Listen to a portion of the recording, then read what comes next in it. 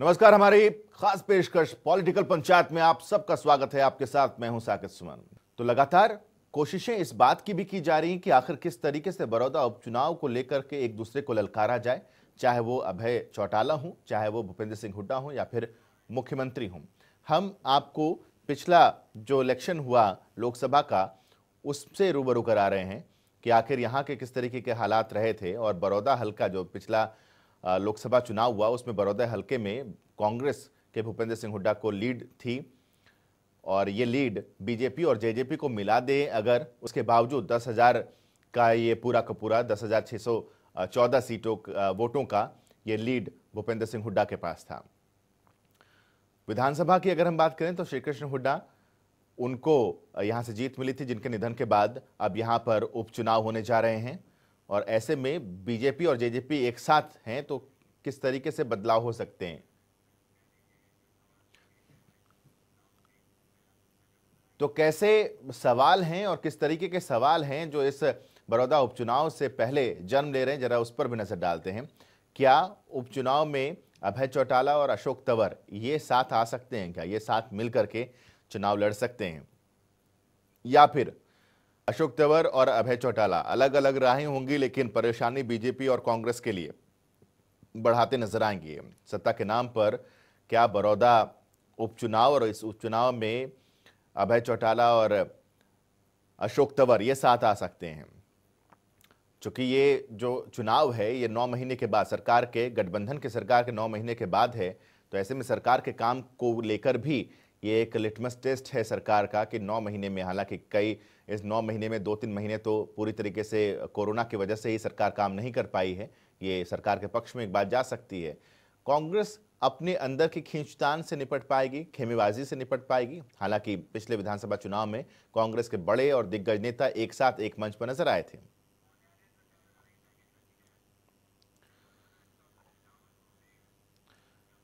एक रिपोर्ट से आपको रूबरू कराना चाहते हैं, जिस रिपोर्ट में आप ये देखिए कि बड़ौदा उपचुनाव को लेकर ना तो अभी तारीखें आई हैं सामने, ना किसी ने अपने कैंडिडेट्स को डिक्लेयर किया है। इसके बावजूद वहां पर आरोप प्रत्यारोप और बयानों का सिलसिला लगातार जारी है। कई सवाल हैं जो आपके भी जहन में उठ रहे होंगे, और इन सवालों से इतर जो ग्राफिक्स के जरिए हमने आपको वहां की रिपोर्ट कार्ड भी दिखाई कि बड़ौदा विधानसभा की स्थिति क्या है, क्योंकि भारतीय जनता पार्टी को कभी भी इस विधानसभा सीट से जीत हासिल नहीं हुई है। तो बीजेपी यहां पर जो सूखा है उसको भी खत्म करने की कोशिश करेगी। कांग्रेस के पास ये सीट थी, 30 विधायक कांग्रेस के थे। श्री कृष्ण हुड्डा के निधन के बाद 29 विधायक कांग्रेस के खेमे में हैं। कांग्रेस ये चाहेगी कि किसी भी तरीके से यह आंकड़ा कम ना होने पाए, लेकिन यहां पर पिछली बार भारतीय जनता पार्टी की तरफ से योगेश्वर दत्त मुकाबले में थे, जिन्होंने पार्टी को ज्वाइन किया था और पार्टी को ज्वाइन करने के बाद ये कयास लगाए जा रहे थे, चूंकि एक जाने माने पहलवान हैं योगेश्वर दत्त, तो उन पर दांव खेला गया था। अब एक बार फिर से यहां पर योगेश्वर के लिए भी मौका होगा कि अगर भारतीय जनता पार्टी उन्हीं पर दांव खेलती है, तो अगर उन पर दांव खेली तो ये भी पॉसिबल है कि एक बार फिर से अब योगेश्वर के सिर पर यहां पर जीत का सेहरा क्या वो बंधवा पाएंगे, ये बड़ा सवाल है। बड़ौदा में उपचुनाव होना ये तय है, लेकिन फिलहाल सभी के दिमाग में जो सवाल है वो ये कि राजनीतिक दलों के उम्मीदवार कौन होंगे। क्या पार्टियां पुराने पत्तों पर फिर से दांव खेलेंगी या फिर नए सैनिकों को मैदान में उतारेगी? ये नतीजे हैं बड़ौदा विधानसभा चुनाव 2019 के, जहां कांग्रेस के श्री कृष्ण हुड्डा ने जीत हासिल की थी और बीजेपी के योगेश्वर दत्त दूसरे स्थान पर, तो तीसरे स्थान पर जेजेपी के भूपेंद्र मलिक थे। हालांकि इनेलो के प्रत्याशी जोगेंद्र की जमानत जब्त हो गई थी। अब कांग्रेस के विधायक श्री कृष्ण हुड्डा के निधन के बाद बड़ौदा में उपचुनाव होने हैं, जिसके लिए पार्टियां कमर कस चुकी हैं और सवाल सबके दिमाग में एक ही है, क्या पुराने प्रत्याशियों पर भरोसा जताएगी पार्टियां? क्या बड़ौदा उपचुनाव में दिखेंगे नए उम्मीदवार? खैर, ये तो पार्टियों पर निर्भर करता है, लेकिन बड़ौदा उपचुनाव में किसी के सामने साख बचाने की चुनौती है तो किसी के सामने पहली बार कमल खिलाने की, क्योंकि बड़ौदा में कांग्रेस के विधायक थे और बीजेपी यहां पर अभी तक एक बार भी जीत नहीं पाई है। हालांकि इस बार बीजेपी और जेजेपी के गठबंधन के साथ चुनाव लड़ने की जानकारी जरूर है। और हम तो ये कहते हैं कि बड़ौदा सीट हमने आज तक कभी जीती नहीं है, कभी नहीं जीती। और हम तो ये कहते हैं कि बड़ौदा सीट हमने आज तक कभी जीती नहीं है, कभी नहीं जीती। क्या उपचुनाव में साख बचा पाएगी कांग्रेस? क्या बड़ौदा में होगा गठबंधन का बेड़ा पार? क्या उपचुनाव में इनेलो भी दिखाएगी दम? एक तरह से अपने गढ़ में कांग्रेस के सामने साख बचाने की चुनौती है, तो नेता विपक्ष का पद होने के बाद हुड्डा के सामने जिम्मेदारी और बढ़ जाती है। और दूसरी तरफ बीजेपी के सामने भी गठबंधन के साथ बेड़ा पार करने का चैलेंज होगा, क्योंकि अभी तक बीजेपी यहां पर अपना खाता तक नहीं खोल पाई है। इतना ही नहीं, 2000 और 2005 यानी 2 बार बड़ौदा सीट पर कब्जा करने वाली इंडियन नेशनल लोकदल मानो 2019 विधानसभा चुनाव में इस सीट पर लुप्त सी हो गई। इसलिए अब इनेलो के सामने भी दम दिखाने का टारगेट होगा। हालांकि पिछले विधानसभा चुनाव में बीजेपी और जेजेपी ने अलग अलग चुनाव लड़ा था और उस समय बीजेपी के योगेश्वर दत्त को 37,726 वोट मिले थे, तो वहीं जेजेपी के भूपेंद्र मलिक को 32,480 वोट मिले थे। और अगर दोनों ही वोटों को जोड़ा जाए और हालात ऐसे ही रहे तो गठबंधन की जीत बिल्कुल तय साफ नजर आ रही है, क्योंकि इस बार बीजेपी और जेजेपी मिलकर चुनाव लड़ रहे हैं और दूसरी तरफ सरकार में होने का भी फायदा मिल सकता है। लेकिन सियासत में समीकरण कब और किस आधार पर बदल जाएं, ये कोई नहीं जानता। चेहरों पर भी चुनाव निर्भर करता है, इसलिए उम्मीदवार कौन होंगे इस फैक्टर पर भी काफी स्थितियां निर्भर करेंगी। तो सबसे जरूरी सवाल अभी यही है कि पार्टियां पुराने प्रत्याशियों पर भरोसा जताएंगी या नए पत्तों पर दांव खेला जाएगा। ब्यूरो रिपोर्ट, जनता टीवी। जी, तो सवाल बहुत हैं कि आखिर किस तरीके से यहाँ ये जो एक बिसात बिछाई जाएगी इस उपचुनाव के लिए, इस बिसात में किस मोहरे को कहां पर फिट किया जाएगा, किसकी उपयोगिता, किसकी भागीदारी और किसका महत्व किस तरीके से होगा, ये समझना बहुत ही ज्यादा जरूरी हो जाता है। चूंकि ये रोहतक और सोनीपत एक तरीके से गढ़ है कांग्रेस का, और इस गढ़ में खासतौर पर बड़ौदा, जहां पर बेशक 2019 लोकसभा चुनाव में कांग्रेस सोनीपत का सीट हार गई हो, लेकिन बड़ौदा विधानसभा, बड़ौदा जो हल्का पड़ता है, यहां पर भूपेंद्र सिंह हुड्डा ने लीड हासिल कर ली थी। तो क्या उसी लीड को आधार मानकर कांग्रेस बीजेपी को चैलेंज कर रही है, जबकि भारतीय जनता पार्टी की तरफ से उनके मुखिया, प्रदेश के मुख्यमंत्री मनोहर लाल ने इस बात का जिक्र किया कि मुझे यहां से चुनाव लड़ने की जरूरत नहीं है। भारतीय जनता पार्टी का एक छोटा सा कार्यकर्ता भी बाकी तमाम सुरमाओं को पटखनी दे सकता है। अभय चौटाला चैलेंज कर रहे हैं भूपेंद्र सिंह हुड्डा और मनोहर लाल को। मेरे साथ 3 खास मेहमान इस वक्त जुड़े हुए हैं, उनका तारुफ करा देते हैं, उसके बाद हम चर्चा की शुरुआत करेंगे। प्रवीण अत्रे जी हमारे साथ जुड़े हुए हैं, बहुत दिन के बाद मुलाकात हो रही है प्रवीण अत्रे जी से, और दाढ़ी उन्होंने बढ़ा ली तो मुझे भी एक बार पहचानने में वक्त लग गया कि अच्छा फ्रेम में कौन से हैं प्रवीण अत्रे जी। स्वागत है प्रवीण जी आपका। बालमुकुंद शर्मा जी भी हमारे साथ जुड़े हुए हैं। बालमुकुंद जी, बहुत बहुत स्वागत है आपका। और रणबीर लोहान साहब भी हमारे साथ जुड़े हुए हैं इंडियन नेशनल लोकदल की तरफ से, बहुत बहुत स्वागत है सर आपका। शुरुआत बालमुकुंद शर्मा जी आपसे करूंगा। मुख्यमंत्री ने एक स्टेटमेंट दिया जिसमें उन्होंने कहा कि मुझे लड़ने की जरूरत नहीं है, भारतीय जनता पार्टी का छोटा छोटा कार्यकर्ता जो है वो भी हराने के लिए काफी है, आपकी तरफ से जो भी कैंडिडेट होगा। क्या कहेंगे? मैं वैसे इस तरीके के शब्दों का प्रयोग नहीं करता, लेकिन क्योंकि मुख्यमंत्री जी ने पिछले दिनों खुद कहा था कि मुहावरे और पोस्तियां बोली जाती हैं प्रदेश में, तो जी साकेत, मुझे बालमुकुंद जी की आवाज नहीं आ रही है। हो सकता है वो इस श्रेणी में आगे, आवाज मुझे भी साफ नहीं आ रही है, वो कुछ भी कह जी दे। जी जी तो आप ये समझिए, जी चैलेंज होता है सीधा स्वीकार करें। जी भूपेंद्र सिंह हुड्डा जी ने कहा है कि वो भी रिजाइन दे देंगे और मैं भी रिजाइन दे दूंगा और चुनाव लड़े, आकर के बता दूध का दूध और पानी का पानी हो जाएगा। अब उन्होंने ये कहा कि हमारा छोटे से छोटा कार्यकर्ता जी, तो मुझे ये समझ में नहीं आता कार्यकर्ता या उधार का कार्यकर्ता, ये भी स्पष्ट करें मुख्यमंत्री जी। क्योंकि अभी अभी आपने, जब मैं सुन रहा था आपकी डिबेट की शुरुआत में, आपने कहा था कि पुराना कार्यकर्ता नया, पुराने तो श्रीमान जी हैं ही नहीं जी, चाहे कार्यकर्ता हो, प्रवक्ता हो, ये नए नए लोगों को लेकर के आते हैं, उन लोगों को उनका एक्सपेरिमेंट करते हैं, जब वो एक्सपेरिमेंट पूरा नहीं होता उनको बाहर निकाल देते हैं, फिर नए ले आते हैं। कांग्रेस की तरह, कांग्रेस एक विचारधारा के साथ चलने वाली पार्टी है। हमने लगातार 3 बार ये चुनाव जीती है, और जिस तरीके से भूपेंद्र सिंह हुड्डा जी ने कहा, तो मैं एक व्यक्तिगत तौर पर भी समर्थन करता हूँ। चैलेंज तो ये होता है सीधम सीधा आए मैदान में और पता लगे, बात करें। दूसरी, मुख्यमंत्री जी ने जैसे कहा कि मेरा हल्का विरोधा, पिछले 6 साल से तो हल्के में कभी गए नहीं, ये तो वो खुद मान रहे हैं। और अभी भी वहां जाने की बजाय आसपास के इलाकों में जाकर के जिस तरीके की तैयार की जा रही है, लोगों की मनोभावना वहां ये है कि कांग्रेस जिस तरीके से लगातार 3 बार जीत रही थी, वो चौथी बार भी जीतेगी। वहां मुकाबला ही नहीं है, सबसे बड़ी बात यह है कि मुकाबला ही नहीं है। ठीक है, तो मैं जरा रोक रहा हूं बालमुकुंद जी आपको, एक बार प्रवीण अत्रे जी का रुख कर लेते। प्रवीण अत्रे साहब, चैलेंज तो मुख्यमंत्री के लिए किया गया, मुख्यमंत्री ने सिरे से कह दिया कि हमारा हर एक कार्यकर्ता हराने का मादा रखता है। अब बालमुकुंद जी कह रहे हैं कि आपका कार्यकर्ता या उधार का कार्यकर्ता? देखिए, ऐसा है, जहां तक बालमुकुंद जी के इस वक्तव्य का सवाल है, कांग्रेस के फ्रस्ट्रेशन लगातार आती है। स्तर पे भी, प्रादेशिक स्तर पे भी एक फ्रस्ट्रेशन का शिकार कांग्रेस पार्टी लगातार है। जब भी कोई व्यक्ति किसी राजनीतिक दल को ज्वाइन करता है, वो उस राजनीतिक दल की विचारधारा में आस्था दिखाते हुए उस दल को ज्वाइन करता है। इस बात को पहले तो कांग्रेसी मित्रों को समझना चाहिए। दूसरी बात जो मुख्यमंत्री जी ने कही कि कार्यकर्ता ही काफी है, और ये बात भारतीय जनता पार्टी पहले साबित कर चुकी है। ताकि जींद उपचुनाव में भारतीय जनता पार्टी ने साबित किया था, जब कांग्रेस के राष्ट्रीय स्तर के प्रवक्ता रणदीप सुरजेवाला जी ने बड़े बड़े बयान दिए थे, दावे किए थे।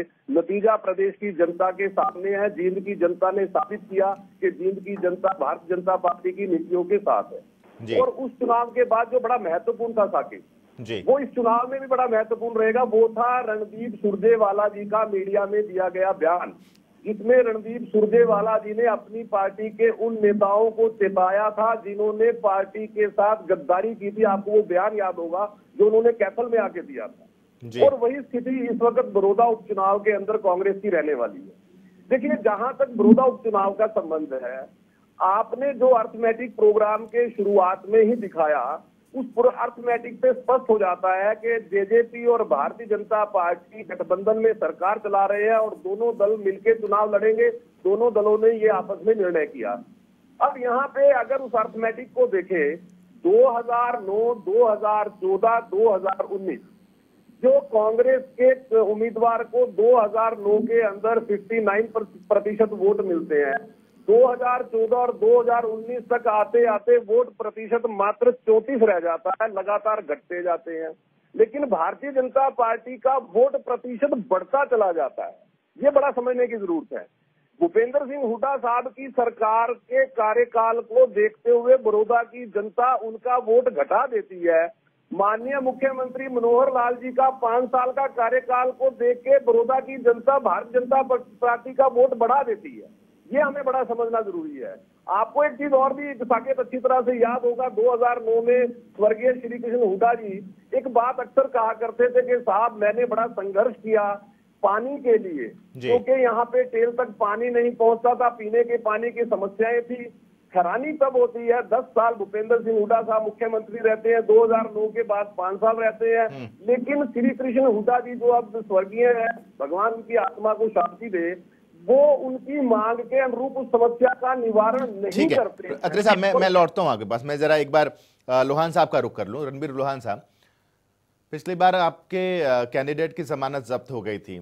इस बार इंडियन नेशनल लोकदल के खाते में, उनके तरकश में ऐसे क्या क्या तीर हैं कि इस बार आप उतरेंगे तो जरूर और जीतेंगे भी बड़ौदा का ये उपचुनाव, क्योंकि आपकी पार्टी के लिए बहुत जरूरी भी होगा, एक तरह से संजीवनी का काम करेगी ये। जी सर, बिल्कुल आपने ठीक कहा। आपको पता ही है कि पिछली दफा हमारी जो परिस्थिति थी वो जेजेपी की वजह से कुछ खराब हो गई थी जी, और जेजेपी के लोगों ने हमारे पीठ में छुरा घोंपने के बाद एक बार थोड़ी सी दिक्कत आती है। लेकिन आज पूरे हरियाणा भर में अगर आप जाकर के देखोगे, जैसे मैंने परवीन अत्रे जी की बात नहीं सुनी, अब मैं बिल्कुल साफ सुन रहा हूँ आपको जी। आज की डेट में पूरे हरियाणा भर में अगर आप देखोगे कि जेजेपी के बारे में कोई लोग नाम सुनना भी पसंद नहीं करता, और आज जेजेपी कह रही है और बीजेपी कह रही है मिलके लड़ेंगे। मिलके लड़ो, अलग अलग लड़ो, कोई चक्कर नहीं है। आज इंडियन नेशनल लोकदल और कांग्रेस पार्टी का ही वहां मुकाबला है, बीजेपी और जेजेपी का तो मुकाबला ही नहीं है। अब इन्होंने कुछ किया तो है नहीं ना। चलो इस साल तो आप ये कह देंगे कि भाई बीजेपी वाले की भी कोरोना की महामारी की वजह से हम कुछ नहीं कर पाए। आपने पिछले 5 साल में किया होता तो आपका कैंडिडेट अब की बार भी जीत चुका होता।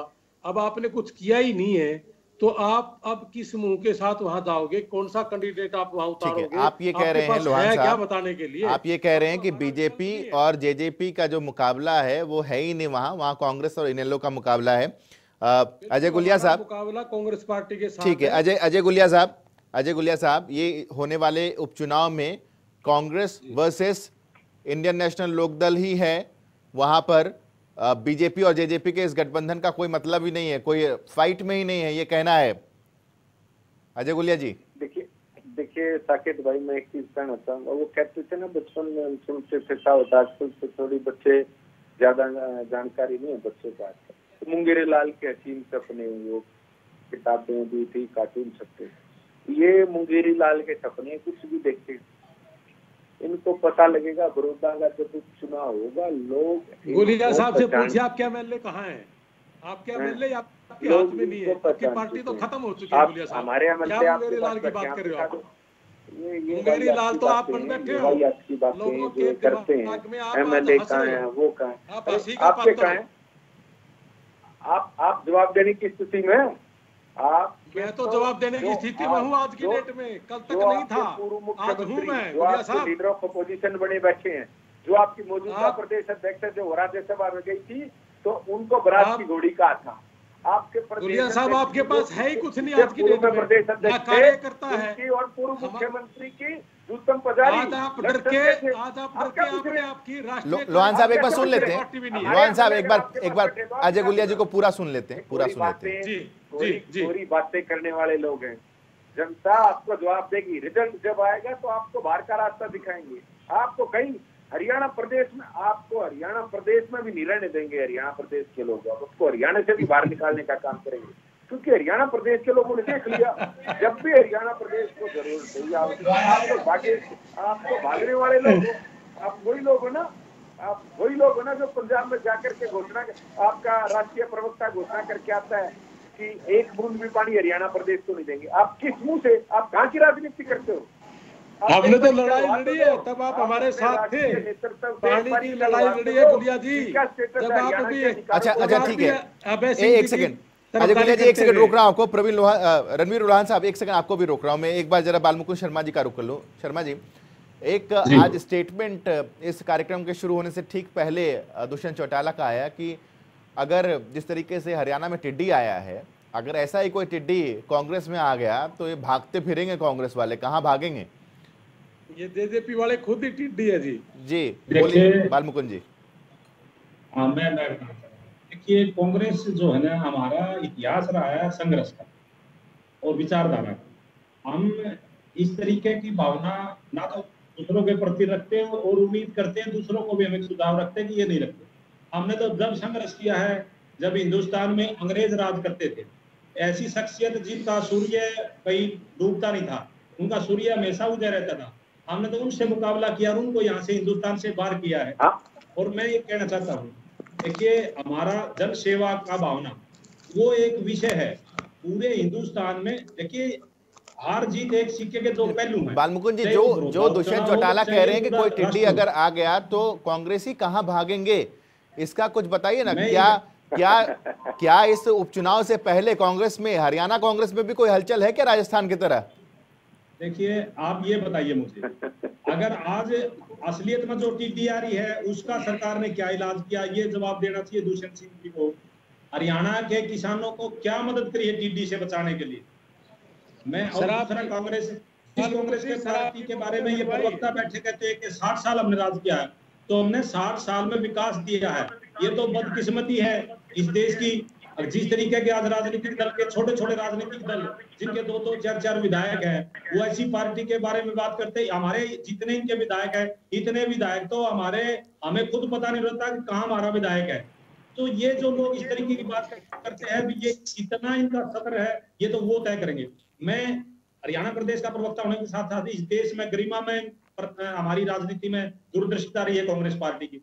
आज इस देश का जो ढांचा खड़ा है वो हमने खड़ा किया है, इन लोगों ने उसको बेचा है। प्रवीण अत्रे जी का रुख कर लेते हैं, वक्त थोड़ा सा ही, आधे घंटे की चर्चा है, छोटा रिएक्शन लेंगे। प्रवीण अत्रे साहब, ठीक है। बालमुकुंद जी एक सेकंड थोड़ा सा रुकिए।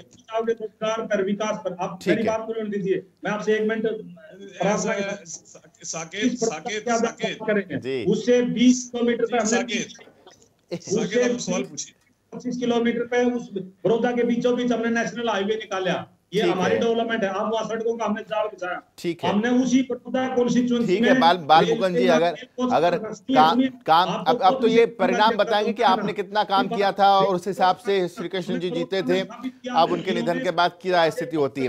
लेकिन प्रवीण अत्रे साहब, आपसे मैं ये जानना चाह रहा हूं कि क्या जिस तरीके से एक हलचल है आबो हवा में कि कांग्रेस से कुछ लोग टूटकर फिर से भारतीय जनता पार्टी में आ सकते हैं, यानी फिर से आप जो ये कह रहे थे बालमुकुंद जी कि उधार के कार्यकर्ता या फिर से, तो उनके जवाब से भी ऐसा लग रहा है कि कुछ है उधर। देखिए साकेत, ऐसा बालमुकुंद जी तो ये भी कह रहे थे कि हमें पता नहीं चलता कि हमारे विधायक कहां कहां हैं।